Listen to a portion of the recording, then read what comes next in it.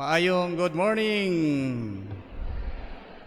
Kumusta ang mga deboti sa atong mahal nga inahan, ang mahal nga Birhen sa Rigla, kumusta man mo? Ha? Salamat sa Dios, okay kaayo, no? Palakpakan nato ang Dios, mga igsoon. Mga igsoon, adunay panultihon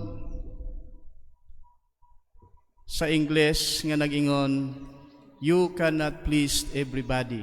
Nakadungog na mo ani? You cannot please everybody. And it's true, no? Tinuod. Kay bisan pag unsaon ning buhat og maayo, ano nagihapoy mga tao nga masuko og di mo angay nimo, no? Ilabi na katong mga tao nga adunay kasina ug kasuko kanimo, bisag unsa pay imong buhaton og maayo, di gyud na sila malipay, no? Masilag na sila nimo. Unya himo-himuan pa kag istorya nga dili maayo, no? Daoton ka sa uban. So aduna gyud mga tao nga ingana. Pangutan-a inyong kaugalingon, ingana ba ko nga klase nga pagkatao? Ha? Lihiro mang daot sa uban? Mga igsoon, Jesus is not exempted from this, no? Ang atong Ginoong Hesus mausab ang nahitabo kaniya. Pagkadaghan sayang gibuhat nga mga maayo, naghimo pa siyang mga milagro, mga sakit iyang giayo, klase-klaseng mga sakit giayo sa atong Ginoo, mga giyawaan, mga matao iyang gi-free sa mga yawa.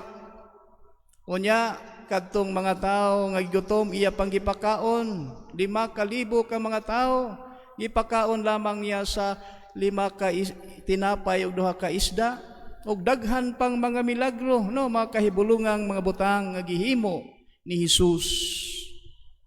Apan daghan gihapon sa mga tao ang wa moangay niya, no? Daghan gyapon mga tao ang nasina niya nasuko ug nangasilag kaniya. Ug mao kini ang usa sa mga hinungdan nganong nga gilansang siya sa krus, no? Tungod sa mga tao nga nangasuko kaniya, labi na kadtong mga kadagkuan sa mga Hudiyo, no? O karon sa atong ebanghelyo gipasabot ni Hesus ang mga tinun-an, mga igsoon, nga kung gikasilagan daw siya sa mga tao, mahitabo usab kini sa iyang mga tinun-an, no? Mahimo usab nga kasilagan ang mga iyang matinun-an tungod kaniya. Kay matod pa sa atong Ginoo, walay ulipon nga labaw sa agalon, no? Mao kini iyang gingon sa atong ebanghelyo karon, walay ulipon nga labaw sa iyang agalon. Og sa maong sambingay giparihan ni Hesus ang iyang kaugalingon sa usa ka agalon, ug ang iyang tinun-an mao ang mga ulipon, no? Nga din gipasabot ni Hesus kanila nga kung siya isip usa ka agalon miagi og mga pag-antos, mga kasakit, mga pagbiay-biay, sila usab isip iyang mga tinun-an o mga ulipon moagi og mga pag-antos, mga pagbiay-biay og mga pagpanlutos, no?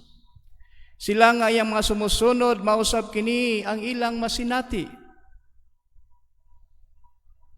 O kita usab mga igsoon dili matingala sa atong kaugalingon nga kita nga mga misunod kang Hesus mausab usahay kini ang masinati kanato, no?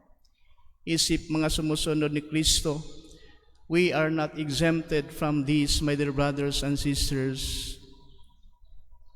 Gani usahay man, no, makadungog ka nga bugal-bugalan ka sa uban, kanabitang magsigi magsimba niya, makitaan mo sa inyong silingan mo ingon man sige magkagsimba mo, lapas niya ka sa langit, di ba? Nakadungog mo usahay biay-biayon mo, no?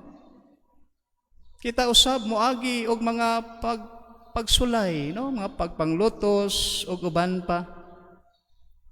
Gani aduna may usa ka tawo nangutana sa Ginoo, ingon niya nga, Lord, nganuman nga nagbuhat nako og mga maayo, wa man unta ko magbinuang, sige kog simba nimo, ako pa silang giampo, apan nganuman nga ila pa man gyud kong gihilabtan, no? Nangasuko pa man gihapon sila kanako. Mao lagi na mga igsoon, akong gingon kaninyo nga bisan pagmuhimo kag mga maayo, you cannot please everybody, no? Aduna gihapoy masina ug masuko kanimo. Pero bisan pa man mga igsoon nga adunay mga nasuko nato bisan nagbuhat na tag maayo, ang mensahe mga igsoon sa Ginoo, don't be discouraged in doing good, no? Don't be discouraged in doing good. Kay ingon pa sa Biblia, we can defeat evil by doing good, no? We can defeat evil by doing good. So ang ato nga bisan adunay masuko kanato, bisan nagbuhat na tag mga maayo, padayon gihapon sa pagbuhat og maayo. Kaysa atong pagbuhat og maayo mga igsoon, ato lang huna-hunaon nga ato kining gibuhat para sa Dios. Ato kining gibuhat dili para nining kalibutana, no? Kundili ato kining gibuhat para sa gingharian sa Dios. Amen. So si Jesus miingon sa mga tinun-an, kung kamo iya pa niining kalibutana, higugmaon unta kamo sa kalibutan. Ingon nga iya sa kalibutan. Gipasabot ni Jesus sa iyang mga tinun-an nga dili sila ni ila niining kalibutana. Ang buot bay pasabot sa atong Ginoo mga igsoon nga their permanent home and final destination is not on this earth, no?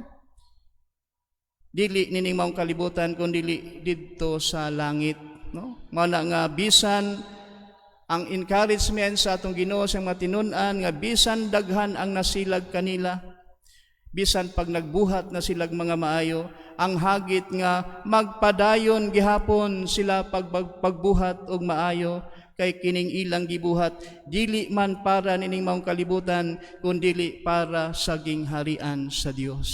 Sumausap kini ang invitation og hagit kanatong tanan mga igsoon, no? So para kanato mausab mga igsoon, no? Sa atong pagsunod kang Kristo, daghan usab ang masilag ug masuko kanato bisan pa mang nagminaayo nata, nagbinuotan nata, no? Kay lagi kining atong kaaway si taning mubuhat mangita man sag tawo nga tintalon ka, no? Tistingan ka, sulayon ka. Pero mao lagi na di ta magpapildi.